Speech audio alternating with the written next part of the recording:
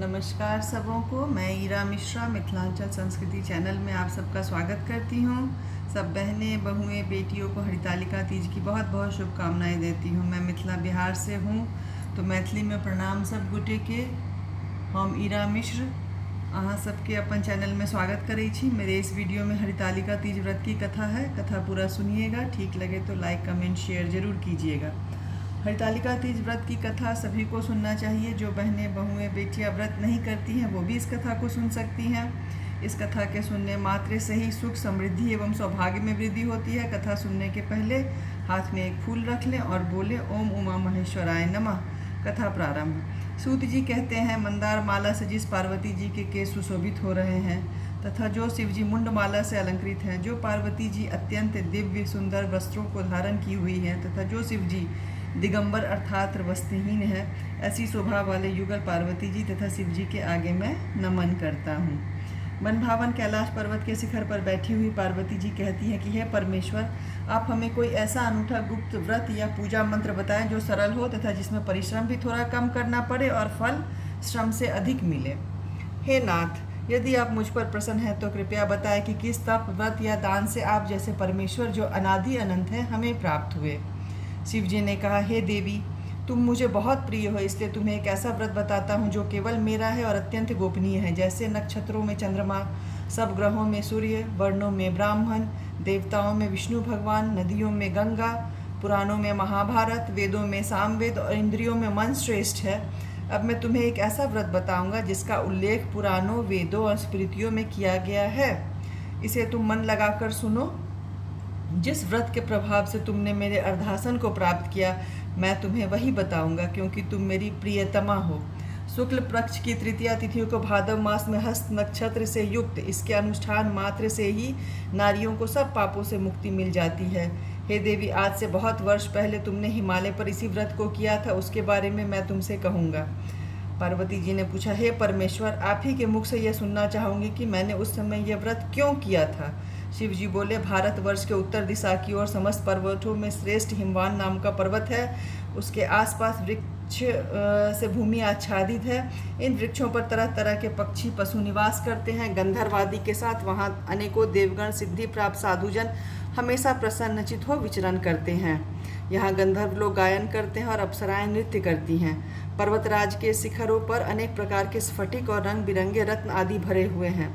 पर्वतों के शिखर जैसे आसमान को छू रहे हों, पर्वत की चोटियां बर्फ से ढकी हुई हैं। गंगा नदी की जल की ध्वनि हमेशा सुनाई देती रहती है। पार्वती, तुमने बचपन में ऐसे ही पर्वत पर तप किया था। इस पर्वत पर तुम 12 साल तक सिर के बल टंगी रही और धुआं पीकर जीवित रही। 64 वर्षों तक मात्र पेड़ पौधे के सूखे पत्ते खाकर जीवित रही। माघ महीने के ठंड में तुम जल में बैठी रहती थी। वैशाख की चिलचिलाती दोपहरी में पंचाग्नि में तपती रहती थी। सावन के महीने में वर्षा में तुम खुले मैदान में भूखी प्यासी बैठी रहती थी। एक दिन तुम्हारे पिता तुम्हारे इस कष्टों को देखकर बहुत दुखी हुए। उन्हें बड़ी चिंता हुई कि इतनी योग्य मेरी पुत्री, मैं अपनी पुत्री का विवाह किसके साथ करूँगा। तभी नारद जी वहाँ उपस्थित हुए। मुनियों में श्रेष्ठ नारद जी को तुम्हारे पिताजी ने बहुत आदर सम्मान के साथ आसन देकर बिठाया, उनकी वंदना की और कहा, हे महामुनि, आप यहाँ किस कारण से आए हैं? मैं धन्य हुआ, आपका आना मेरे लिए बहुत शुभ है। मुनि श्रेष्ठ नारद जी बोले, हे पर्वतराज, मुझे भगवान विष्णु ने भेजा है, इसलिए मैं आपके पास आया हूँ। आपको चाहिए कि अपनी कन्या रत्न किसी योग्य वर को सौंप दें। ब्रह्मा, विष्णु और शिव, इन तीनों में भगवान विष्णु के समान योग्य वर और कोई नहीं हो सकता। अतः मेरी माने तो आप अपनी पुत्री भगवान विष्णु को प्रदान करें।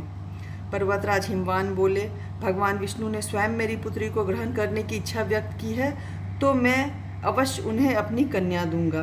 पर्वतराज हिमवान के ये वचन सुनते ही नारद मुनि आकाश में विलीन हो गए और भगवान विष्णु के पास पहुँचे। हाथ जोड़कर भगवान विष्णु को बोले, हे देव, सुनिए, मैंने आपका विवाह पक्का कर दिया है।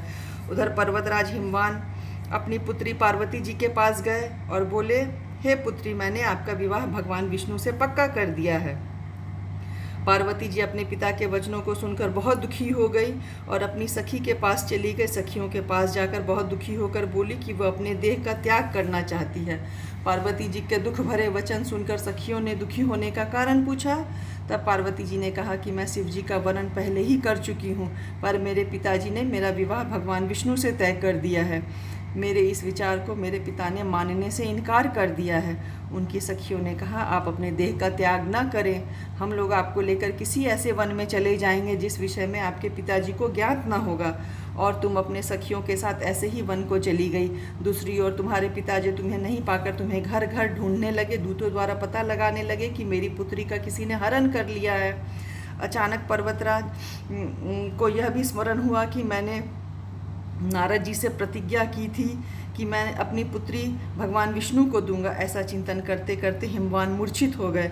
पर्वतराज के मूर्छित होने पर जनता में हाहाकार मच गया। लोगों ने कारण पूछा तो उन्होंने बताया कि मेरी पुत्री पार्वती का किसी ने हरण कर लिया है, या किसी सांप ने काट लिया होगा, या कोई जंगली जानवर आदि ने ग्रसित कर लिया है।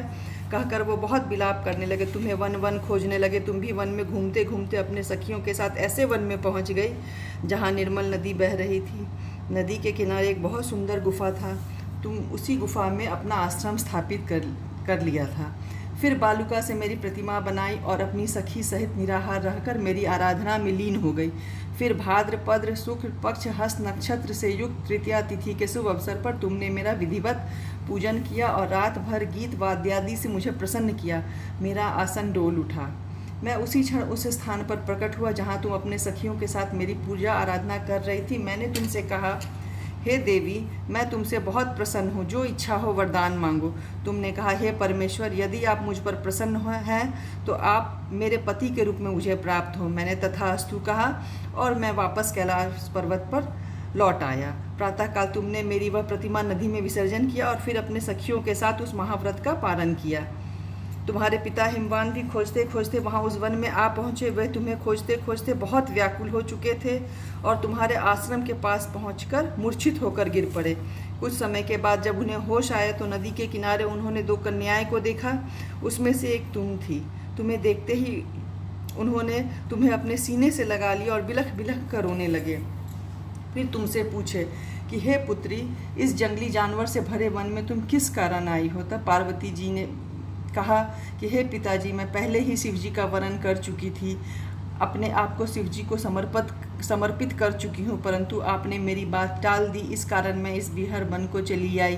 तब पार्वती जी के पिता हिमवान ने अपनी पुत्री को वचन दिया कि वो पार्वती जी का विवाह शिव जी से ही करेंगे। फिर वह उसी क्षण तुम्हें घर लेके वापस आए और समयानुकूल मेरा तुम्हारा विवाह संपन्न करा दिया। इसी कारण तुमने मेरा अर्धासन प्राप्त किया।